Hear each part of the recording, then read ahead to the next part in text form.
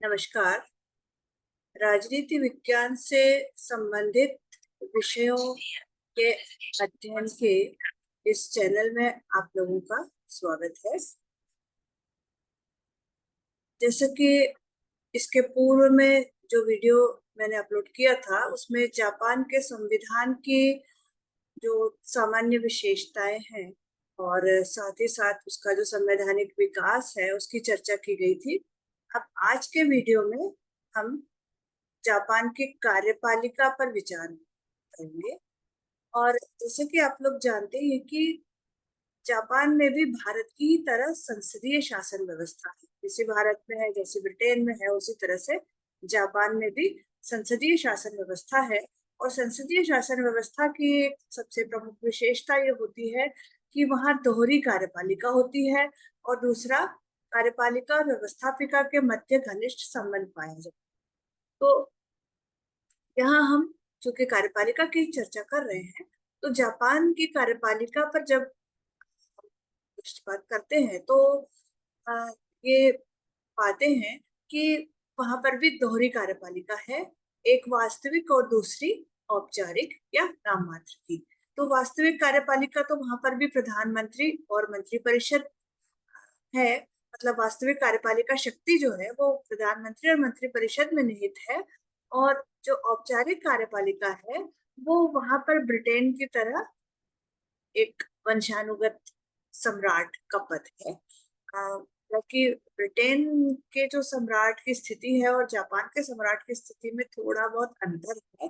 दोनों ही नाम मात्र के कार्यपालिका के अध्यक्ष हैं, दोनों ही वंशानुगत होते हैं। लेकिन जो जापान का सम्राट है वो शासनिक मामलों में बहुत कम हस्तक्षेप करता है, उसके पास बहुत कम शक्तियां हैं बजाय कि ब्रिटेन के सम्राट के को तो फिर भी कभी कभी विवेक से काम करने का अधिकार मिल जाता है।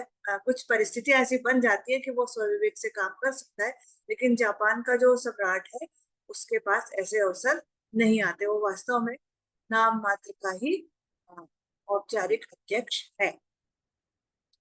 तो अभी जो जापान में सम्राट है उनका 2019 में राज्यारोहण हुआ था।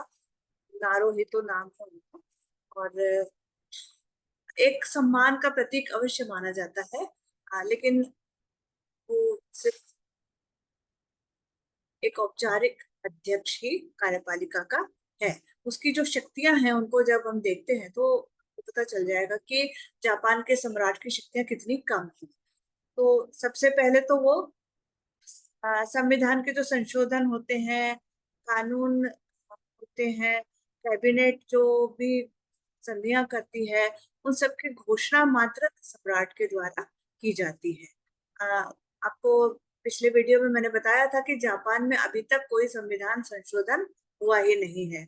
जो 1947 में जो संविधान उनका लागू हुआ था उसमें आज दिनांक तक कोई संशोधन नहीं हुआ है। हालांकि विचार अवश्य चल रहा है कि उसमें संशोधन किया जाए, लेकिन अभी तक कोई संशोधन हुआ नहीं है क्योंकि उनकी संशोधन प्रक्रिया जो है वो काफी कठिन है। वास्तव में सिद्धांततः भी कठोर संविधान है और व्यवहार में भी कठोर संविधान है। तो फिर भी अगर कोई संविधान संशोधन होता है तो उसकी घोषणा मात्र सम्राट के द्वारा की जाती है, उसको संशोधन करने में उसका कोई हाथ नहीं होता है। दूसरी जो शक्ति है, डायट का सत्र बुलाना, ये भी सम्राट का काम है। प्रतिनिधि सदन का विघटन अ, करना और डाइट के जो सदस्य होते हैं उनके निर्वाचन की घोषणा करना, ये सब सम्राट का काम है। लेकिन डाइट को वो अपने मन से विघटित नहीं कर सकता। उसको विघटित करने का परामर्श प्रधानमंत्री और मंत्रिपरिषद के द्वारा दिया जाएगा और तभी सम्राट उसको विघटित करेगा। और डाइट के जो सत्र हैं वो भी डाइट स्वयं तय करती है कि कब को बुलाया जाए। फिर राज्य के मंत्रियों की नियुक्ति करना और उनकी पदच्युति को प्रमाणित करना। अब ये काम भी वास्तव में वो नहीं करते। सम्राट सिर्फ एक औपचारिक घोषणा मात्र करते हैं। वास्तव में प्रधानमंत्री का जो चयन है वो डायट के द्वारा किया जाता है और प्रधानमंत्री ही मंत्री परिषद में किन मंत्रियों को लिया जाएगा को निर्धारित करते हैं। सम्राट तो सिर्फ घोषणा मात्र करते हैं। फिर अन्य अधिकारियों की जो नियुक्ति और पदच्युति होती है कानून के द्वारा, जो भी प्रशासनिक अधिकारी होते हैं या और भी जो महत्वपूर्ण अधिकारी होते हैं, उनकी भी नियुक्ति की घोषणा मात्र सम्राट के द्वारा की जाती है। फिर विदेशी राजदूतों और मंत्रियों का स्वागत करना और शिष्टाचार वर्ष, जो मतलब एक राज्य के अध्यक्ष होने के नाते का स्वागत करना और उनसे बातचीत करना, ये सब सम्राट का काम है।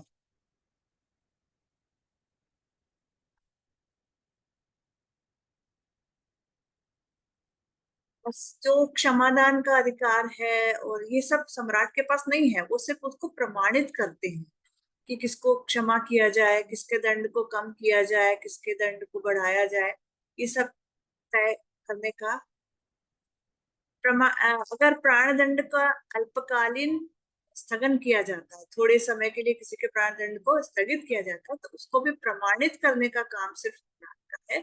वो ये तय नहीं करते कि इसके प्राण दंड को रोका जाए या इसके प्राण दंड को कुछ समय के लिए आगे बढ़ाया जाए, ये तय दूसरे करते हैं और सम्राट सिर्फ उसको प्रमाणित करते हैं।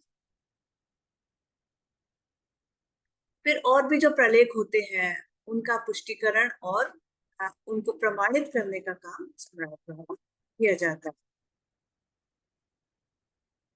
और भी जो कानून के द्वारा जो अनेक प्रलेख और जो भी कानून बनते हैं, तो उनके जो आलेख होते हैं उन सबको भी प्रमाणित करने का काम सम्राट द्वारा किया जाता है। तो इसके अलावा उनको शासन संबंधी कोई भी कार्य नहीं करने पड़ते, मतलब वो एक सिर्फ प्रतीक मात्र है। कार्यपालिका के अध्यक्ष हैं, औपचारिक अध्यक्ष हैं, और शासन संबंधी कोई काम वो नहीं करते। तो ये तो था सम्राट, जो कि एक नाम मात्र का, वास्तव में नाम मात्र का अध्यक्ष है। अब उसके बाद जो वास्तविक शक्तियां हैं, कार्यपालिका की जो वास्तविक शक्तियां हैं, वो प्रधानमंत्री और कैबिनेट, जो मंत्री परिषद है, उसमें निहित है। तो पहले हम ये देखेंगे कि कैबिनेट की क्या विशेषताएं है। तो कैबिनेट जो है वो अपने कार्यों के लिए एक तो अपने जो व्यवस्थापिका है, डाइट जिसको कहते हैं, उसके प्रति उत्तरदायी है, और खास करके जो प्रतिनिधि सदन है उसके प्रति वो उत्तरदायी है। और दूसरा, वो मंत्रिपरिषद जो अपने कार्यों के लिए प्रधानमंत्री और सम्राट के प्रति भी उत्तरदायी है, और वास्तव में वो अंतिम उत्तरदायित्व जो है वो जनता के प्रति है उनका। तो फिर दूसरी जो विशेषता है मंत्रिपरिषद की, वो है राजनीतिक सजातीयता, मतलब प्रायः एक ही दल से सारे मंत्री लिए जाते हैं। और वहां पर ऐसा भारत की तरह ऐसा नहीं है कि मंत्रियों के लिए संसद के किसी भी सदन का सदस्य होना अनिवार्य है। डाइट के बाहर से लोगों को भी मंत्री परिषद में लिया जा सकता है, और उनको कतई ये आवश्यकता नहीं है कि वो 6 महीने के अंदर किसी न किसी सदन की सदस्यता ग्रहण कर ले, जैसे कि भारत में। लेकिन ज्यादातर मंत्री जो है वो डाइट से ही लिए जाते हैं, और खास करके जो उनका प्रथम सदन है, प्रतिनिधि सदन, वहीं से लिए जाते हैं। तो जो मंत्रिपरिषद है उसमें राजनीतिक सजातीयता का पालन किया जाता है, हालांकि उनके संविधान में ऐसे स्पष्ट नहीं लिखा है कि एक ही दल के होंगे मंत्री, लेकिन रखा यही जाता है कि एक ही दल से हो और वो सामूहिक रूप से उत्तरदायी हो। अगर प्रधानमंत्री त्याग पत्र दे दे तो मंत्रिपरिषद भी विघटित हो जाती है। तो इस तरह से जो मंत्रिपरिषद की जो रचना है और उसकी जो कार्य प्रणाली है, वो संसदीय व्यवस्था को दर्शाती है। अब जो मंत्री परिषद है उसके कार्य कौन कौन से हैं? तो सबसे पहला तो उनका महत्वपूर्ण कार्य है, वो है प्रशासनिक कार्य। और उस प्रशासनिक कार्य के अंतर्गत वो क्या क्या करती है? पहले तो नीति निर्धारित करती है, फिर अपने निर्णयों को और उससे संबंधित जो कानून है उनको क्रियान्वित करती है, फिर लोक सेवकों पर नियंत्रण रखती है, जो उनके अधीनस्थ जो स्थायी कर्मचारी होते हैं, पदाधिकारी और कर्मचारी, लोक सेवक, उनके कार्यों पर नियंत्रण रखती है। लोक सेवकों की नियुक्ति भी करती है और उनको पदच्युत भी कर सकती है। सम्राट जो है वो सिर्फ उसको प्रमाणित करता है, उनकी नियुक्ति और पदच्युति को। वास्तव में नियुक्ति और पदच्युति का काम मंत्रिपरिषद के द्वारा किया जाता है।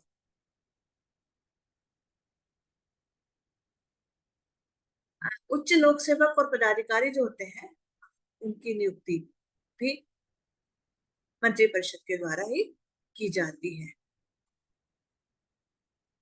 फिर विदेश नीति कैसी होगी जापान की, किसके साथ संधि करना है, किसके साथ संधि नहीं करना है, किसके साथ किस प्रकार के संबंध स्थापित करना है, ये सब किस प्रकार की वैदेशिक नीति होगी जापान की, ये भी मंत्रिपरिषद की बैठकों में ही निर्धारित किया जाता है।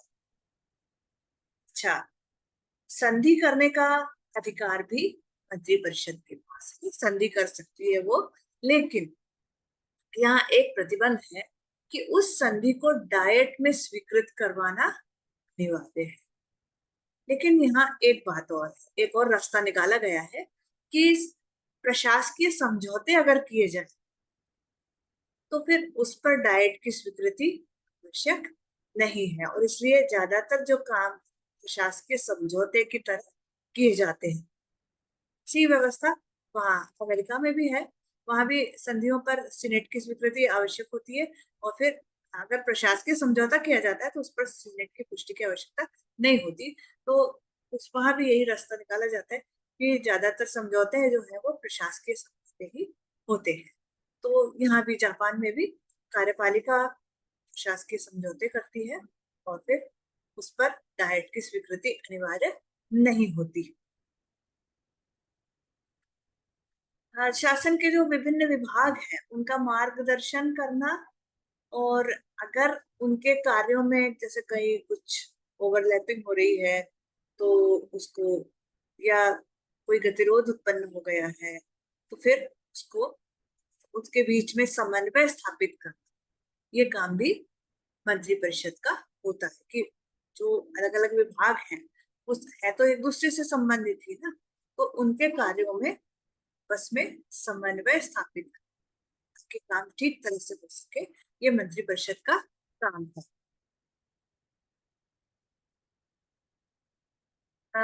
विधायी कार्य भी है मंत्रिपरिषद के पास। वो कानून का प्रारूप बनाती है, और जो जो भी विधेयक डाइट में पेश किए जाते हैं, जो पास होते हैं, वो उसमें से 90% से अधिक विधेयक सरकारी विधेयक ही होते हैं, अर्थात मंत्रियों द्वारा बनाए हुए विधेयक ही होते हैं।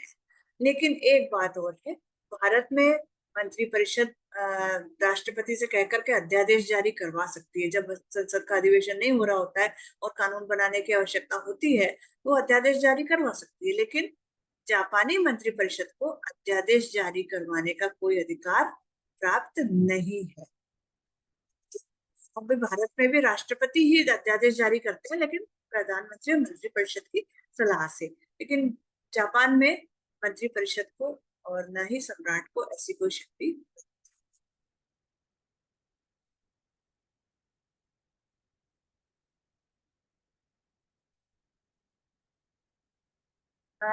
निषेधाधिकार भी मंत्रिपरिषद के पास नहीं है। वैसे निषेधाधिकार तो जो औपचारिक अध्यक्ष है उनके पास होता है। ब्रिटेन में भी सम्राट के पास है, हालांकि वो उसका प्रयोग नहीं करते हैं, उन्होंने 1714 के बाद उसका प्रयोग नहीं किया है। भारत के राष्ट्रपति के पास भी है, वो पुनर्विचार के लिए विधेयक को वापस भेज सकते हैं, चाहे तो अपने पास सुरक्षित भी रख सकते हैं लंबे समय तक, वापस ही न भेजें, और वो चाहे तो पुनर्विचार के लिए भेज सकते हैं। लेकिन दूसरी बार अगर वो पास हो जाता है तो फिर राष्ट्रपति को उस पर हस्ताक्षर करने होते हैं। वित्तीय विधेयक को वो नहीं भेज सकते, साधारण विधेयक को तो भेज सकते हैं। अ, लेकिन जापान में मंत्रि परिषद के पास और सम्राट के पास ऐसी कोई शक्ति नहीं है, तो वहां निषेधाधिकार है ही नहीं। फिर मंत्रिपरिषद के पास वित्तीय अधिकार भी है, बजट वही बनाती है, बजट को स्वीकृत करवाती है और उसको पारित भी करती है। फिर न्यायिक अधिकार भी है कि किसी के दंड को कम करना है, किसी को क्षमा करना है, या बहुत सारे लोगों को क्षमा करना है, किसी के मृत्यु दंड को अगर रोकना है, तो ये सारे जो परामर्श हैं वो मंत्री परिषद के द्वारा ही दिए जाते हैं। सम्राट द्वारा सिर्फ उसको प्रमाणित किया जाता है, उसकी घोषणा मात्र की जाती है। फिर एक बहुत महत्वपूर्ण अधिकार इनके पास है, वो है प्रतिनिधि सदन को भंग करने का अधिकार। तो जैसे ऐसा भी होता है कि जैसे मंत्री परिषद अगर प्रतिनिधि सदन में अपना विश्वास खो देती है और उसको त्याग पत्र देना पड़ता है, तो वो 10 दिन के अंदर प्रतिनिधि सदन को भंग करने का अधिकार रखती है, कि 10 दिन के अंदर वो प्रतिनिधि सदन को भंग करवा सकती है। तो वैसे 4 वर्ष का कार्यकाल है उनका, लेकिन 4 वर्ष से पहले भी प्रतिनिधि सदन को भंग किया जा सकता है, और ऐसा काम, ये जो अधिकार है वो मंत्रिपरिषद के पास है। अब मंत्री परिषद का जो अध्यक्ष होता है वो होता है प्रधानमंत्री। और ये जो प्रधानमंत्री है वो संविधान के द्वारा प्रधानमंत्री के लिए 2 योग्यताएं निर्धारित की गई हैं। कि पहला तो ये कि उसके लिए अनिवार्य है कि वो डाइट का सदस्य हो, किसी भी सदन का हो, दोनों सदनों में से किसी भी सदन का वो सदस्य हो सकता है। प्रतिनिधि सभा का भी हो सकता है, और सभासद सदन जो होता है उसका भी सदस्य हो सकता है, लेकिन किसी न किसी सदन का सदस्य होना उसके लिए अनिवार्य है। और दूसरी बात, वो सेना से संबंधित नहीं होना चाहिए, क्योंकि इसके पहले जो बैजी का संविधान जब, मतलब सेना का बहुत ज्यादा प्रभाव था, और प्रधानमंत्री भी जो होते थे वो सेना से बहुत प्रभावित होते थे या सेना से संबंधित होते थे। लेकिन अब इन्होंने स्ट्रिक्टली ये बात कह दी है कि प्रधानमंत्री के लिए सेना से संबंधित होना बिल्कुल भी जरूरी नहीं है, बल्कि ये हो कि प्रधानमंत्री सेना से संबंध न रखते, वही प्रधानमंत्री बन सकता है।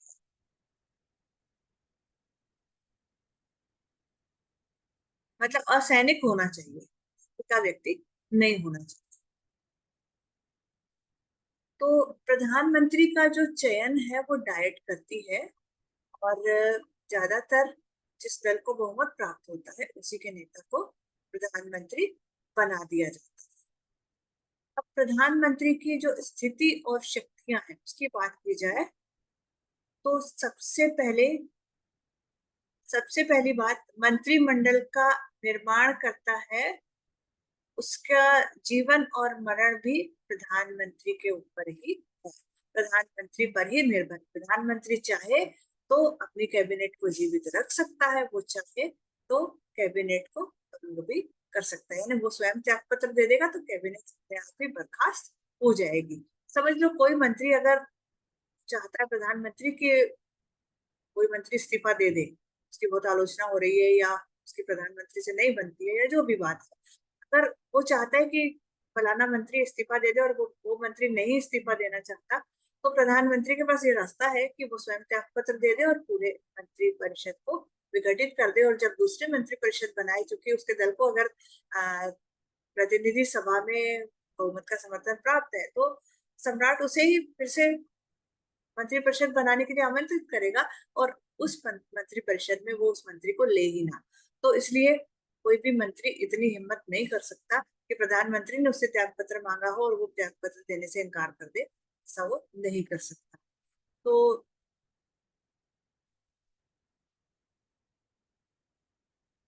एक व्यक्ति को, वो जिन मंत्रियों को वो नियुक्त करता है उनमें से एक को वो प्रधानमंत्री बनाता है, उनके बीच में आ, विभागों का वितरण करता है। विभागों के वितरण में भी उसका ही निर्णय अंतिम होता है, कौन मंत्री अधिक वरिष्ठ है और कौन जूनियर है, ये सब भी वही तय करता है।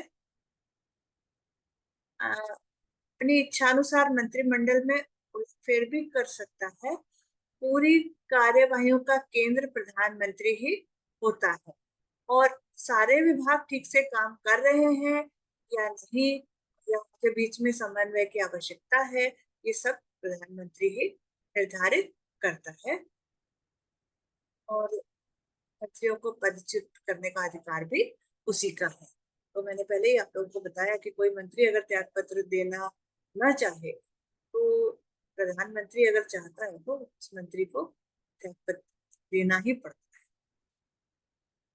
फिर मंत्रिपरिषद का तो वो नेता है ही, मतलब उसी तरह की स्थिति प्रधानमंत्री की है, जापान के प्रधानमंत्री की, जैसे कि भारत में प्रधानमंत्री की है या जैसे कि ब्रिटेन में वहाँ के प्रधानमंत्री की है। अब दूसरी बात, वो दल का नेता भी होता है। दल के जो सबसे प्रमुख व्यक्ति है उसी को प्रधानमंत्री बनाया जाता है। तो वो दल के सारी गतिविधियों को वो संचालित करता है, दल के सारे निर्णयों पर उसका प्रभाव पड़ता है। फिर डायट का नेता भी होता है। डायट में क्योंकि प्रतिनिधि सदन का वो नेतृत्व कर रहा होता है, उसमें प्रभावशाली दल का नेतृत्व कर रहा होता है, तो डायट में भी उसकी बात सुनी जाती है। जो भी वाद विवाद होता है उसमें अगर प्रधानमंत्री शामिल हो जाता है, अगर कोई मंत्री किसी प्रश्न का उत्तर नहीं दे पाता है तो प्रधानमंत्री का ही जो उत्तर है वो अंतिम होता है। फिर सम्राट और मंत्रिमंडल के बीच की कड़ी का काम भी वो करता है। मंत्रिमंडल के जो निर्णय हैं उनको सम्राट उनसे सम्राट को अवगत करवाता है, और सम्राट जो भी चाहते हैं वो जानकारी वो मंत्रिपरिषद को देता है। तो दोनों के बीच में एक पुल का काम वो करता है। फिर सबसे बढ़कर वो अंतरराष्ट्रीय जगत में भी जापान का प्रतिनिधित्व करता है। अंतरराष्ट्रीय क्षेत्र में भी जापान की जो नीतियां हैं वो की घोषणा करने का काम, उनको दूसरे देशों तक पहुंचाने का काम प्रधानमंत्री द्वारा ही किया जाता है। संकटकालीन शक्तियां भी हैं मंत्री के पास। तो जैसे कि भारत में राष्ट्रपति के पास संकटकालीन शक्तियां हैं, वैसे जापान में प्रधानमंत्री और मंत्रिपरिषद के पास उतनी संकटकालीन शक्तियां तो नहीं है। लेकिन संकटकालीन काल की अगर घोषणा कर दी जाती है तो जो शक्तियां हैं शासन की वो प्रधानमंत्री और मंत्रिपरिषद में निहित हो जाती है। तो संकटकालीन शक्तियां भी उन्हें प्राप्त है। और अगर जापान के ऊपर कोई संकट आता है, संकट काल की घोषणा कर दी जाती है, तो फिर प्रधानमंत्री और मंत्रिपरिषद ये सारे निर्णय करती है। हालांकि उसको डायट में स्वीकृत करवाना भी आवश्यक है, लेकिन डायट जो है वो उसमें बहुमत दल का समर्थन प्रधानमंत्री और मंत्रिपरिषद को प्राप्त होता है, तो उनके जो निर्णय हैं वो डायट स्वीकृत नहीं कर सकते। तो ये तो थी जापान की कार्यपालिका। मुझे आशा है कि आप लोगों को जापान की कार्यपालिका के संबंध में सारी जानकारी समझ में आ गई होगी।